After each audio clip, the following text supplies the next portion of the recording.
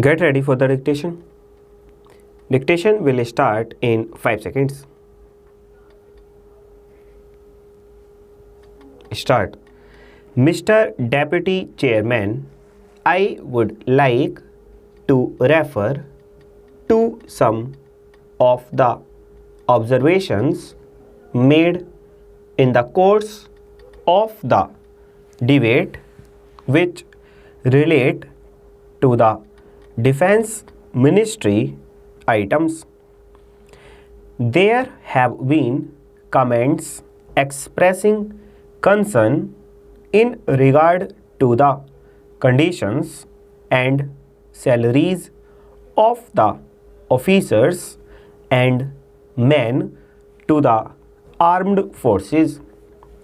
No one would contend that these conditions have either reached an extremely satisfactory stage, but defense, like everything else, has to be fitted into the general pattern of the country.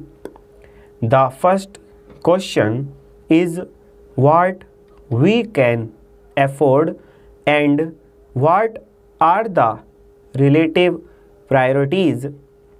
As one of the speakers said, the defense budget of this year is already 50 crores of rupees higher than last year, and it is likely to go further up if there are other difficulties.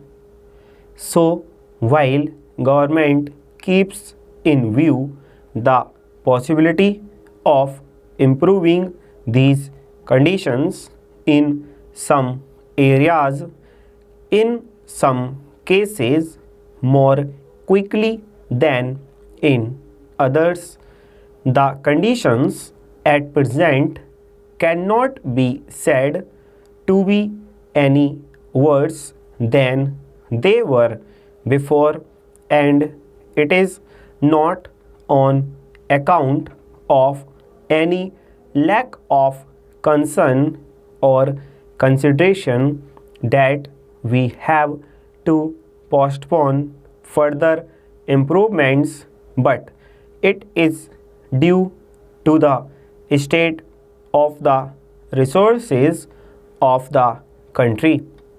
The armed forces have undergone no physical expansion, that is to say, the strength has not been increased, but there is to say, that is to say, the strength has not been increased, but there is a considerable amount of money expended year after year because of better equipment, more modern equipment, and also because of rise in prices of material, military or otherwise in the world. A specific question about the officers has been raised, and it is suggested that we can make all the lieutenant colonel full colonels before they retired, and that colonels should command battalions. We are not refusing to have this practice just because it is not done elsewhere, but normally a battalion commander is a lieutenant colonel everywhere.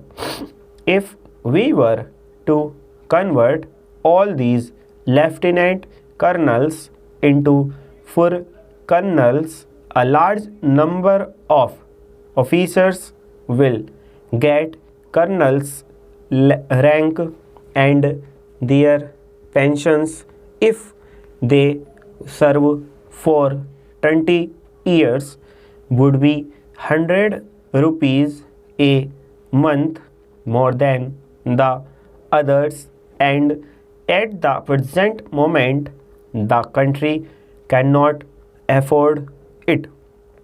Another point raised was that they are retired so early that it is a hardship.